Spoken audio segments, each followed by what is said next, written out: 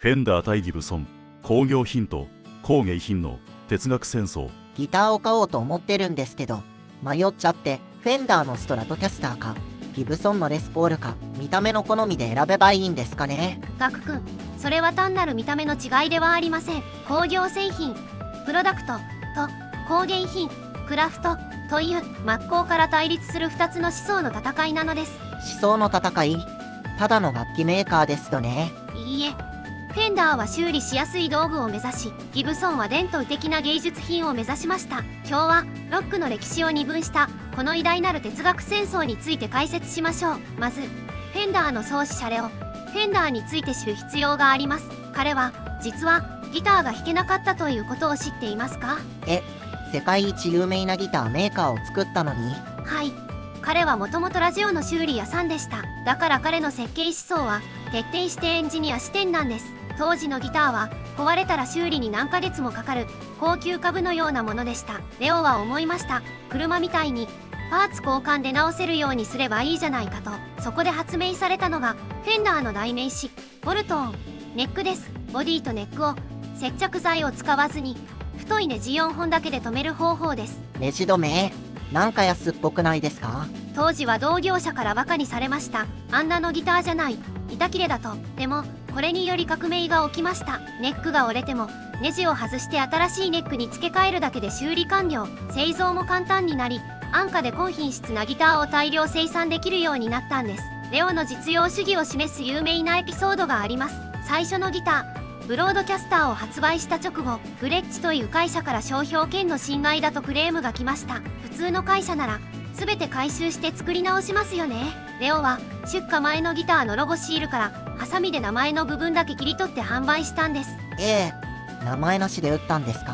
はい、マニアの間でノーキャスターと呼ばれる幻のモデルです。名前なんてどうでもいい、音が鳴ればいいんだという徹底した合理主義ですね。一方、それを冷ややかに見ていたのが老舗メーカーのギブソンです。彼らのルーツはマンドリンやバイオリンの製作にあります。ギブソンの哲学は、楽器は芸術品でなければならないというものです。彼らは伝統的なセットネック製法を守り続けました。ボディとネックを職人が高度な技術で隙間なく組み合わせ、三皮で接着する、一体化することで弦の振動をボディ全体に響かせるためです。手間がかかりそう。ネジ止めとは大違いですね。さらにボディの表面を見てください。フェンダーが平らな板、スラブボディなのに対し、ギブソンのレスポールはバイオリンのように美しい曲線、アーチドトップを描いています。これ削り出すのに相当な技術と木材の無駄が必要ですとね。はい、エレキギターの機能としては実はこの膨らみは無意味なんです。意味ないんですか？音響的にはほぼ影響しません。しかしこの無駄な美しさこそが、我々はフェンダーのような板切れ屋とは違うというプライドの証明だったんです。開発者のレス・ポール氏は最初のモデルをゴールドにするよう指示しました。最高級に見えるからです。機能美のフェンダーと様式美のギブソン、完全に対照的なんですね。この構造の違いは決定的な音の差を生みました。フェンダーのネジ止めは振動の伝達をわずかに遮断します。これが逆に音がパキーンと弾ける鋭いアタック感、立ち上がりを生みました。いわゆるチャキチャキした音ですね。カッテイングに良さそう。一方、接着されたギブソンは振動が逃げません。そのため音がいつまでも伸び続けるサステインと木材の温かみが乗った太く甘いトーンが生まれます。ギュイ打って泣きのギターソロができるのはギブソンか。さらにヘッドの角度にも思想の違いが現れています。ギブソンのヘッドは後ろに14度から17度ほど折れ曲がっています。アングルドヘッド、これにより弦の圧力を高めサステインを稼ぐ設計なんですが、木目が斜めになるため強度が弱く、倒すと簡単に首が折れるんです。高いギターなのに倒しただけで折れちゃうの？対するフェンダーはヘッドがまっすぐです。ストレートヘッド、木目が通っているので非常に頑丈、バットにできるくらい丈夫です。その代わり弦の圧力が足りないのでストリングガイドという金具で無理やり抑えています。見た目より実用性、強度が最優先なんですね。またフェンダーのストラトキャスターには秘密の天然エフェクターが内蔵されています。ボディの裏側にブリッジを引っ張るためのバネ、スプリングが入っていますよね。はい、アームを使うためのバネですとね。実はあのバネが弦の振動に共鳴してシャラーンという金属的な残響音を出しているんです。これがアンプを通した時に独特の天然リバーブとなって音に奥行きを与えます。ギブソンには出せないあの空気感の正体はバネの音だったのか。そして忘れてはならないのが電気的な心臓部ピックアップです。フェンダーはシングルコイル、磁石が一つのシンプルな構造です。繊細でキラキラした高音が出ますが、構造上 G というノイズを拾いやすい。ラジオ屋のレオさんらしくないですね。ノイズは嫌いそうなのに。そこでギブソンが開発したのがハムバッカーです。シングルコイルを2つ並べてつなぐことでノイズを互いに打ち消し合うバッキングハム仕組みです。ノイズが消える代わりに出力が2倍になり、音が太く歪みやすくなりました。それがハードロックのズンズンいう重低音を生んだのか。しかし歴史というのは皮肉なものです。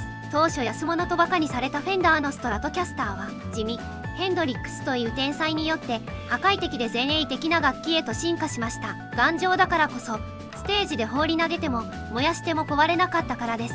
修理しやすいというメリットが過激なパフォーマンスを可能にしたのか。一方伝統工芸品だったギブソンのレスポールは一時人気が低迷し製造中止になりました。あのレスポールが廃盤になったんですか。重すぎるし古臭いと思われたんです。しかしエリック・クラプトンやスラッシュといったヒーローたちが中古ショップで安く売られていたレスポールを手に取り、その太い音を再発見しました。工芸品の魂がロックの熱量で蘇ったんですね。実はフェンダーのデザインには車からの影響も色濃く残っています。フィエスタレッドやサーフグリーンといった独特のカラーリング、あれは当時のキャデラックやシボレーに使われていた自動車用塗料そのものです。塗料まで車と同じだったのか。徹底して工業製品なんですね。一方ギブソンのサンバーストやゴールドトップは家具や仏像の塗装技術に近い深みのある仕上げです。ポップで大量消費的なアメリカと重厚で伝統的なアメリカ、2つの顔が楽器にも現れているんですね。さらに弾きやすさにも両者の哲学の違いが現れています。ストラトキャスターのボディ裏を見てください。斜めに削られていますよね。これをコンター加工と言います。抱えた時にあばら骨に当たって痛くないようにするための人間工学的な配慮です。さすがレオさん、人に優しい設定だ。一方ギブソンのレスポールは分厚いマホガニーの塊です。